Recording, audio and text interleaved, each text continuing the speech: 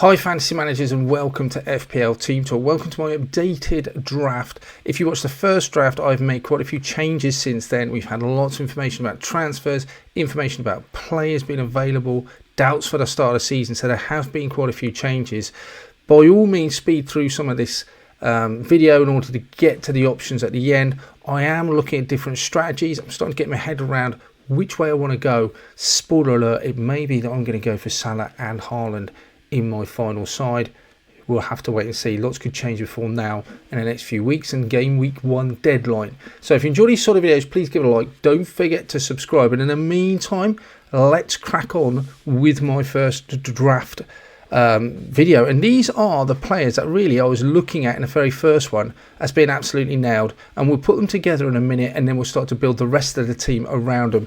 But for me, great season last year on pens. He's had a huge price hike, but he's got to be worth it given those fixtures, with the exception of City. And even then he's on pens, so you wouldn't rule against him. I think he's still a great option at 10.5. Problem is, it's trying to get him and Salah and Haaland in. And as you'll see later on, maybe he's the one that has to give way at that price point. But I really like him. For starters, I was just like, no, he's got to come in. And with the rise of Nkunku, feels like a Star Wars revenge movie, but he has come down in price quite a lot. Maresca's been glowing about him in pre-season, talking about basically he can play anywhere across that front line. So even if they go and get Osimhen, which has been sort of rumoured, I still think Nkunku plays because he can play out on the left, the right, in behind. Cole Palmer can do the same as well. And remember, at Leipzig, even though he's had a lot of injuries last year, he was averaging over 30 games per season with ridiculous XGI stats. I know it's Bundesliga, but 0.86, 0.81, 0.72, 0.86 again. 6.5. If he stays fit, I think he could be an absolute bargain. I don't expect him to get on pens. That would be a real cherry on the top. I mean, if he had pens as well and he was playing every week, it starts looking like, you know, he's almost a must-have. Seems ridiculous saying at this point of the season, is a bit premature, but 6.5, I do think he's got that potential. He just looks brilliant. I want him in my side. The other one was Eze. I think he's on pens, he's on set pieces. Fixtures look pretty decent to me. And yes, I know Elise's gone, so there's an argument to say that actually will his output have gone down a bit. It may be that that is the case. At 7 million, I still think that's a pretty reasonable, fair price. And who knows, he might actually find that everything's coming through as a more than Elise before. We'll have to wait and see. But under Glasner, Palace have been a lot more attacking. They've got this Kamada as well. See how he beds in. Maybe he could be a good foil for Eze as well. But I really like him at 7 million. He's definitely coming in for me. Next one, again, another player. He's got newly promoted sides to start with in Southampton. He's got Bournemouth away, Tottenham at home, but they are at home. And then Wolves. He looks great. He's highly owned already. Great season. Great fixtures for the first few weeks. He's heavily weighted in goals. He's at on pens. 8.5 looks a really good price to me. They haven't got the complication of Champions League football anymore, so you expect him to get more minutes. He looks really good. I don't want to be without him. If you didn't have Haaland or Salah for the first game, I'm not sure I'd be captaining Salah, even though with them having Chelsea away, I think he's had a decent shout for captaincy in that first week. But he's another one of those players that I think, yeah, I've got to have him in my side. And the other one, didn't initially, but then, yeah, I kind of talked into it, and it is Ollie Watkins. You just know what you're getting with Ollie Watkins. He's going to play every game. He's going to put 90 minutes. There's a good, strong chance now that with Douglas Luiz having gone to Serie A, that he's now on pens. That scares me a little bit because he has been on pens in the past, and he's not been particularly very good at taking them. And it was notable that he didn't take one in Euros. So I don't know. I don't know, again, from any other Villa fans, if maybe Digne's on the pitch, he takes them. I feel like Ollie Watkins, I don't know, as a striker, he should be wanting to take them, but his record doesn't look good. How will the Champions League affect him? I've put notes down. Because he just can't play every game. Ooh, he can't play 38 games plus the Champions League, can he? And will he therefore get rested, or his minutes be managed a little bit in the Champions League, or will it be the Premier League? Don't know, but XGIs looks brilliant. Fixtures look great for Villa as well.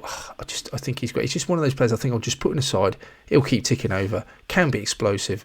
Looks really good. Good for an assist and a goal. Pens are just a cherry on top. So this is the way the side sets up then. These are the players that I've got nailed as well. Now Trent's another one, which I'll talk about in a second, who also nailed. But that's the basis of my side. The rest of the side I was a little bit undecided about.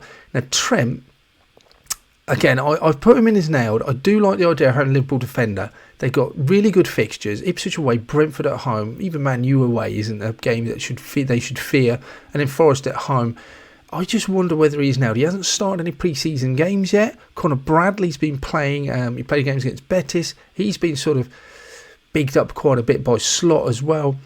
It could be, though, that Conor Bradley plays right back, Trent plays in midfield, in which case Trent becomes an even bigger option. But if they're just playing with conventional right backs, I somehow feel that Conor Bradley's not going to go throughout the whole season without playing games. So he's just going to take minutes off Trent. And where does that leave Trent then? What position is he going to play? And it's a new manager as well. So what effect is that going to have on Trent? Will he trust Trent as much as Conor Bradley?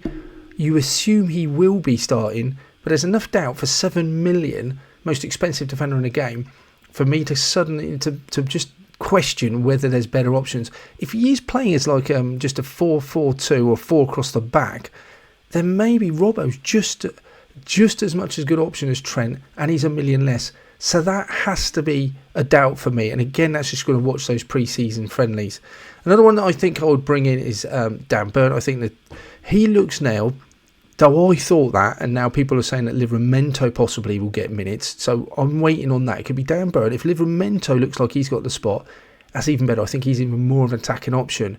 Because even though Dan Burn has a little bit of goal threat, I think Livramento's much more offensive. But Dan Burn or Livramento, I'm happy with either of those. 4.5 for both those looks decent fixtures. Barco we've looked at. I have to keep an eye on these pre-season friendlies. That's going to be a feature of the whole of these drafts. But with Estepinian reportedly out, he will be starting at left back, and at 4 million, even though the fixtures aren't great, I think that's a playing fullback for Brighton, who are very offensive, feels too good to be true. In goal, I've gone for Sanchez, and I've also looked at Turner, just a £4 million keeper.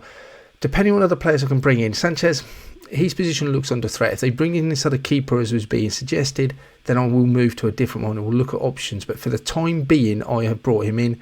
And Turner, though I don't think he will play, I don't want to play. At the moment, I'm not prepared to pay £4.5 million for a second keeper.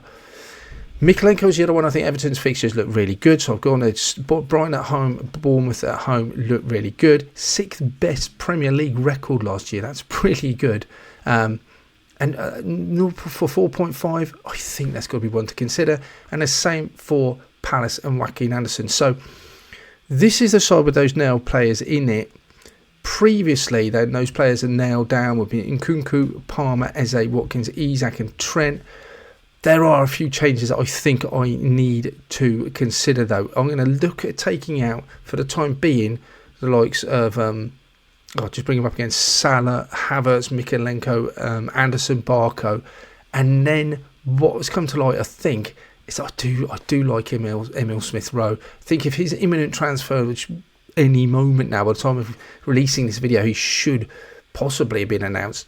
I think at that price point, 5.5, and the fixtures Fulham have, make him just too tempting. I just think he looks brilliant. He's not going to Fulham to sit on the bench, I wouldn't have thought. He can do that at Arsenal. So he's going to be playing at 5.5 in a Fulham side that doesn't wildly excite me normally. But with those fixtures, Leicester at home and then Ipswich, 2 newly promoted sides in the first 3 games, I really like it. His XGI looks decent. And that's without having a really decent run of fixtures. Last time he had a decent run of fixtures was he had 12 returns in 33 games 3 years ago. An XGI of 0.39 isn't setting the world alight, but at 5.5, that's more than enough.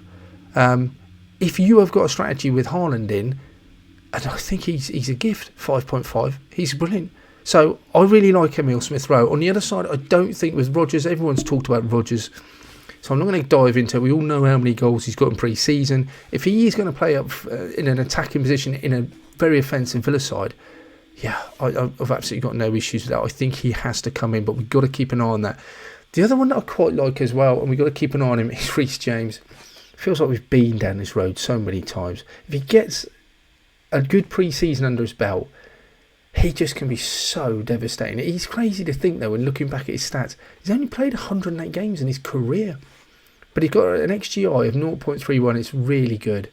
He's just, if you've played FPL in the past and you've had Reece James when you've been fit and available and playing every week, which isn't very often, you know how good he can be. So that spectre, that ghost kind of haunts me, that he could just be so good, and he's such an exciting pick that if he has a good pre-season and all the signs are good, I think I'll be tempted at 5 million. He just looks like an absolute steal.